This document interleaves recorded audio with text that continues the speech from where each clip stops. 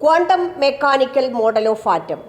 On the basis of de Broglie's matter wave and Heisenberg's uncertainty principle, a new model of atom was developed.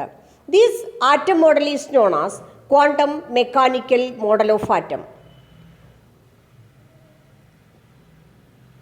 നമുക്കറിയാം D Broglie's matter wave ഒരു move ചെയ്യുന്ന പാർട്ടിക്കിളിൻ്റെ മുകളിൽ ഒരു wave nature associate ചെയ്ത് നിൽക്കുന്നുണ്ട് എന്നാണ്, associate ചെയ്ത് കിടക്കുന്നുണ്ട്, അല്ലെങ്കിൽ ഒരു വേവ് ലെങ്ത് ഉണ്ടായിരിക്കും. അത് പാർട്ടിക്കിളിൻ്റെ വലിപ്പത്തിനനുസരിച്ച് വ്യത്യാസം വരും. വളരെ ചെറിയ പാർട്ടിക്കിളാണെങ്കിൽ വേവ് നേച്ചർ കൂടുതലായിരിക്കും. ഇനി ഹീസൻബർഗിൻ്റെ അൺസർട്ടനിറ്റി പ്രിൻസിപ്പിൾ, ഇലക്ട്രോണിനെ പോലെയുള്ള ഒരു ചെറിയ പാർട്ടിക്കിളിൻ്റെ പൊസിഷനും വെലോസിറ്റിയും സൈമിൾട്ടേനിയസ് ആയിട്ട് ആക്യുറേറ്റ് ആയിട്ട് മെഷർ ചെയ്യാൻ സാധിക്കുകയില്ല, ഇമ്പോസിബിളാണ്. ഈ രണ്ട് പ്രിൻസിപ്പിൾസിൻ്റെയും ബേസിലാണ് quantum mechanical model of atom വന്നത്. ഈ ക്വാണ്ടം മെക്കാനിക്കൽ മോഡൽ ഓഫ് ആറ്റത്തിലേക്ക് കടക്കുന്നതിന് മുമ്പ് നമുക്ക് ബോർ മോഡൽ ഓഫ് ആറ്റം ഒന്ന് അനലൈസ് ചെയ്യണം. According to Bohr, an atom consists of a small, heavy and positively charged center is known as nucleus. ആറ്റത്തിൻ്റെ സെൻറ്ററിൽ സ്മോളായിട്ട് heavy ആയിട്ട് ഒരു പോസിറ്റീവ് ചാർജുള്ള സെൻറ്റർ ഉണ്ട്, അതാണ് ന്യൂക്ലിയസ് എന്ന് പറഞ്ഞു. ന്യൂക്ലിയസിന് സ്ഫെറിക്കൽ ഷേപ്പാണ്, വളരെ ചെറുതാണ്, സ്ഫെറിക്കൽ ഷേപ്പാണ്. ആ ന്യൂക്ലിയസിന് ചുറ്റും ഇലക്ട്രോണുകൾ ഒരു സർക്കുലാർ പാത്തിലൂടെ റിവോൾവ് ചെയ്തുകൊണ്ടിരിക്കുന്നു. സർക്കുലാർ പാത്താണ് ഒരു സ്ഫിയർ, ആ സ്ഫിയറിന് ചുറ്റും ഒരു വള വെച്ച പോലെ. ആ വളയൊന്നുമില്ല കേട്ടോ, ഒരു സർക്കുലർ പാത്ത് ഉണ്ടെന്ന് ഒരു ഇമാജിനേഷൻ. അത് 2 ഡയമെൻഷനിലാണ്. ഒരു വള ടേബിളിൻ്റെ മുകളിൽ വെച്ച പോലെ, അല്ലെങ്കിൽ ഒരു സർക്കിൾ നമ്മളൊരു പേപ്പറിൽ വരച്ചതുപോലെ ഉള്ളൊരവസ്ഥ. അതിലൂടെ ഇലക്ട്രോണുകൾ ന്യൂക്ലിയസിനെ ചുറ്റി സഞ്ചരിച്ചു കൊണ്ടിരിക്കുന്നു. ഇപ്പം നമ്മൾ ഈ ഒരു ന്യൂക്ലിയസ് അവിടെ നിൽക്കട്ടെ, ന്യൂക്ലിയസിന് പ്രശ്നമൊന്നുമില്ല. ഇലക്ട്രോണിൻ്റെ ഈ സർക്കുലർ മോഷൻ അല്ലെങ്കിൽ റെവല്യൂഷൻ,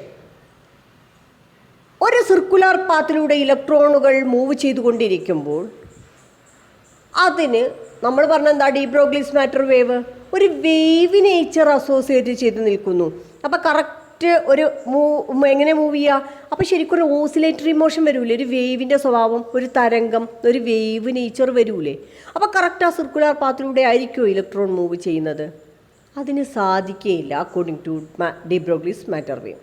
ഇനി സെക്കൻഡ്, അങ്ങനെ ബോറിൻ്റെ സർക്കുലാർ പാത്തിലൂടെ മൈന്യൂട്ടായിട്ടുള്ള ഇലക്ട്രോൺ ആയിട്ടുള്ള പാർട്ടിക്കിൾ ഇങ്ങനെ മൂവ് ചെയ്യുമ്പോൾ അങ്ങനെയാണെങ്കിൽ അതിൻ്റെ പൊസിഷനും അതേപോലെ അതിൻ്റെ വെലോസിറ്റിയൊക്കെ നമുക്ക് ഡിറ്റക്റ്റ് ചെയ്തൂടെ. പക്ഷേ ഹീസൻബർഗിൻ്റെ അൺസർട്ടനിറ്റി പ്രിൻസിപ്പിൾ വെച്ചിട്ട് ഒരു മൈക്രോ ആയിട്ടുള്ള വളരെ ടിനി ആയിട്ടുള്ള ഇലക്ട്രോണിനെ പോലെയുള്ളൊരു പാർട്ടിക്കിളിൻ്റെ പൊസിഷനും വെലോസിറ്റിയും ആക്യുറേറ്റ് ആയിട്ട് സൈമിൾട്ടേനിയസ് ആയിട്ട് മെഷർ ചെയ്യാൻ കഴിയില്ല എന്നാണ് പറഞ്ഞത്. അപ്പോൾ അവിടെ ആ ഇലക്ട്രോണിൻ്റെ റെവല്യൂഷന് ചെറിയൊരു മാറ്റമുണ്ട്. ആ മാറ്റം തന്നെയാണ് ക്വാണ്ടം മെക്കാനിക്കൽ മോഡൽ ഓഫ് ആറ്റത്തിലേക്ക് എത്തിയത്. അക്കോർഡിംഗ് ടു ക്വാണ്ടം മെക്കാനിക്കൽ മോഡലിൽ നമ്മൾ എത്തിച്ചേരാൻ നമ്മളെ സഹായിച്ചൊരു ഇക്വേഷൻ ഉണ്ട്. ആ ഇക്വേഷൻ്റെ പേരാണ് Schrodinger wave equation. According to Schrodinger wave equation, H cap psi is equal to E psi. ഇതാണ് ഇക്വേഷൻ വായിക്കുക. എച്ച് ക്യാപ്പ്, ആ ആരോ മാർക്ക് ഇട്ടത് ക്യാപ്പാണ് വായിക്കുക. H cap psi is equal to E psi. ഇതിന് കുറേ എക്സ്പ്ലനേഷൻസ് ഉണ്ട്, ഇതൊന്നും പഠിക്കേണ്ട കാര്യമില്ല, ഇക്വേഷൻ മാത്രം ജസ്റ്റ് പഠിക്കുക. എന്നിട്ട് ഇതിൻ്റെ ഓരോ ടേംസും എന്താണെന്ന് പഠിക്കണം. എച്ച് ഹാമിൽട്ടോണിയൻ ഓപ്പറേറ്റർ, ഒരു ഓപ്പറേറ്ററാണ്, അതുകൊണ്ട് കുറേ ഉപയോഗങ്ങളുണ്ട്, ഓപ്പറേറ്ററാണ്. സൈ വേവ് ഫങ്ഷൻ, അതേപോലെ ഈ ഐഗൺ വാല്യൂ എന്ന് പറയും, ഐജീൻ വാല്യൂ എന്ന് പറയും, ഐഗൺ വാല്യൂ. ഈ 3 ടേംസും പഠിച്ചാൽ മതി. ഈ Hamiltonian operator, wave function, eigenvalue. ഇനി next, quantum mechanical model of ആറ്റത്തിൽ മാറ്റം വരുത്തിയത് ഓർബിറ്റ് അല്ലെങ്കിൽ ഷെൽ എന്നുള്ള കോൺസെപ്റ്റിനെയാണ്. ന്യൂക്ലിയസിൻ്റെ കോൺസെപ്റ്റിന് ഒരു മാറ്റം വരുത്തിയിട്ടില്ല, സെൽ എന്ന കോൺസെപ്റ്റിനെ മാത്രമാണ് മാറ്റം വരുത്തിയത്. ഇതിൽ ബോർ പറഞ്ഞിട്ടുള്ള ആ സർക്കുലാർ പാത്തിന് പകരം സെൻട്രലൊരു, നിങ്ങൾ ഇമാജിൻ ചെയ്യണം കേട്ടോ, സെൻട്രലൊരു സ്മോൾ സ്ഫിയർ, ആ സ്ഫിയറിന് ചുറ്റും ഒരു മേഘപടലം, ഒരു ക്ലൗഡ് ഇങ്ങനെ മൂടി നിൽക്കുന്ന അവസ്ഥ ആലോചിച്ച് നോക്ക്. ആകെ ഒരു ക്ലൗഡ് മൂടിയിരിക്കുക. അപ്പോൾ എല്ലാ സൈഡിൽ നിന്നും ബോർ പറഞ്ഞത് ഇങ്ങനെ ഒരു വള വെച്ച പോലെ, ഒരു സർക്കിള് വെച്ച പോലെയാണ്. അങ്ങനെയല്ല, പകരം എങ്ങനെയാണ് ഈ ന്യൂക്ലിയസിനെ കവർ ചെയ്ത് എല്ലാ വശത്തു കൂടി ന്യൂക്ലിയസിനൊരു മൂടൽ മഞ്ഞ് മൂടിക്കിടക്കുന്നത് പോലെ ഉള്ള ഒരു അപ്പിയറൻസ്. അങ്ങനെയാണ് ഇലക്ട്രോണുകൾ സ്ഥിതി ചെയ്യുന്ന മേഖല. ഇതിനെ ക്വാണ്ടം മെക്കാനിക്കൽ മോഡലിൽ ഓർബിറ്റൽ എന്ന് പറഞ്ഞു. അപ്പോൾ ഓർബിറ്റൽ എന്ന് പറഞ്ഞാൽ നമുക്കറിയാം 3 ഡയമെൻഷൻ 2 ഡയമെൻഷനും അറിയാം അല്ലേ. 3 ഡയമെൻഷൻ എന്ന് പറഞ്ഞാൽ എന്താണ്? ഹൈറ്റ്, ലെങ്ത്തും ബ്രെഡ്ത്തും ഹൈറ്റും എല്ലായിടത്തും ഒരുപോലെ ഉണ്ടെങ്കിലാണ് നമ്മൾ 3 ഡയമെൻഷൻ എന്ന് പറയാം. സർക്കിളാവുമ്പോൾ 2 ഡയമെൻഷനാണ്. അതിനുവേണ്ടി സ്ഫിയർ എന്താണ്? 3 ഡയമെൻഷനാണ്. അപ്പോൾ നോക്കുക, അപ്പോൾ എന്താണ് നമുക്ക് പിന്നെ ഓർബിറ്റൽ എന്നുള്ള കൺസെപ്റ്റ്? അൻ orbital is a 3-dimensional space around the nucleus where the probability of finding an electron is maximum. Electron ഇന്ന സ്ഥലത്ത് പോയിട്ട് അങ്ങോട്ട് പിടിക്കാമെന്നൊന്നും കരുതണ്ട. എങ്ങനെയാണ്? അവിടെ ആ 3 ഡയമെൻഷണൽ പാത്തിൽ എവിടെയെങ്കിലും, ആ 3 ഡയമെൻഷണൽ സ്പേസിൽ എവിടെയെങ്കിലും ഇലക്ട്രോണിനെ കണ്ടുമുട്ടാൻ സാധ്യത കൂടുതലുള്ള മേഖലയാണ്. ആ മേഖലയാണ് നമ്മൾ ഓർബിറ്റൽ എന്ന് പറയുന്നത്. What do you mean by an orbital? An orbital is a 3-dimensional space around the nucleus where the probability of finding an electron is maximum.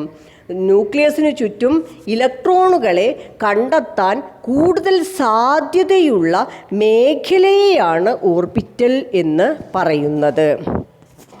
Next, orbital. What is the difference between orbit and orbital? ഓർബിറ്റും quantum mechanical concept അനുസരിച്ചിട്ടുള്ള ഓർബിറ്റും ബോറിൻ്റെ quantum mechanical concept അനുസരിച്ചിട്ടുള്ള ഓർബിറ്റലും ബോറിൻ്റെ ഓർബിറ്റും തമ്മിലുള്ള ഡിഫറൻസാണ്. അത് important ആണ്, പഠിക്കണം. അതിൽ ഫസ്റ്റ് നമ്മൾ ഓർബിറ്റ് പറയാം. ഓർബിറ്റ് എന്താണ്? Orbit is a well defined circular path around the nucleus through which the electrons are revolve. ന്യൂക്ലിയസിന് ചുറ്റും ഇലക്ട്രോണുകൾ ചുറ്റി സഞ്ചരിക്കുന്ന ഒരു പ്രത്യേക പാതയാണ് ഓർബിറ്റ് എന്ന് പറയുന്നത്. എന്നാൽ ഓർബിറ്റലോ? It is a 3-dimensional space around the nucleus where the probability of finding an electron is maximum. ഇനി അതാണ് ഒന്നാമത്തെ മെയിൻ ഡിഫറൻസ്. ഇനി സെക്കൻഡ് ഡിഫറൻസ്, ഓർബിറ്റ്, ബോറിൻ്റെ ഓർബിറ്റ് ഈസ് 2 ഡയമെൻഷൻ. 2 ഡയമെൻഷനിലാണ് ഓർബിറ്റ്. വയൽ ഓർബിറ്റൽ ഈസ് 3 ഡയമെൻഷനിൽ. മേഘപടലമാണ്, അത് 3 ഡയമെൻഷനിലാണ്. ഇനി next orbit. All orbitals are circular in shape. Orbit എന്ന് പറയുന്നത് എന്താണ്? KLMN ഷെൽസ്, സർക്കുലാർ ഷേപ്പാണ്. എന്നാൽ ഓർബിറ്റൽസോ CBSE-കാർ പഠിച്ചിട്ടുണ്ടാവില്ല, പക്ഷേ കേരള സിലബസുകാർ പഠിച്ചിട്ടുണ്ടാവും. ഏതൊക്കെ ഓർബിറ്റൽസ് ഉള്ളത്? SPDF. ഡീറ്റെയിൽ ആയിട്ട് നമുക്ക് ഈ ചാപ്റ്ററിൽ തന്നെ പഠിക്കാണ്ട്, കൺഫ്യൂഷനൊന്നും വേണ്ട, ഇപ്പോൾ ജസ്റ്റ് മനസ്സിലാക്കിയാൽ മതി. ഓർബിറ്റൽസ് ഹാവ് ഡിഫറെൻറ്റ് ഷേപ്സ് ഉണ്ട് ഓർബിറ്റലിന്. പക്ഷേ ബോർ ഓർബിറ്റലുകളൊക്കെ സർക്കുലാർ ഷേപ്പാണ്. ഇനി next, orbits does not have any directional properties. ഓർബിറ്റിന് ഡയറക്ഷണൽ പ്രോപ്പർട്ടി ഇല്ല. മറ്റേ ഭാഗത്തൊക്കെ തിരിഞ്ഞ് നിൽക്കുക, ഈ ഭാഗത്തൊക്കെ തിരിഞ്ഞ് നിൽക്കുക, X ആക്സിസിലേക്ക്, Y ആക്സിസിലേക്ക്, Z ആക്സിസിലേക്ക് എന്നും പറഞ്ഞിട്ട് ഒരു തിരിഞ്ഞു നിൽക്കലൊന്നുമില്ല. ഡയറക്റ്റ് ചെയ്ത് ഡയറക്ഷണൽ പ്രോപ്പർട്ടി ഇല്ല. സർക്കിളാണ്, സർക്കിളിനെ എവിടെ ഡയറക്റ്റ് ചെയ്യുക? ഡയറക്ഷണൽ പ്രോപ്പർട്ടി ഇല്ല. എന്നാൽ all orbits except S orbital have a directional properties. S orbital ഒഴിച്ച് ബാക്കി എല്ലാ ഓർബിറ്റലുകൾക്കും ഡയറക്ഷണൽ പ്രോപ്പർട്ടി ഉണ്ട്. ഓർബിറ്റൽസ് അറിയാത്തവർ ആ ഓർബിറ്റലിൻ്റെ കാര്യം മനസ്സിലാക്കണ്ട, അത് പിന്നീട് ഈ ചാപ്റ്ററിൽ തന്നെ നമുക്ക് പഠിക്കാനുണ്ട്. അപ്പോൾ എന്താണ്? Orbit does not have any directional property while orbitals have a directional property. ഓർബിറ്റൽസിന് എന്തുണ്ട്? ഡയറക്ഷണൽ പ്രോപ്പർട്ടി ഉണ്ട്.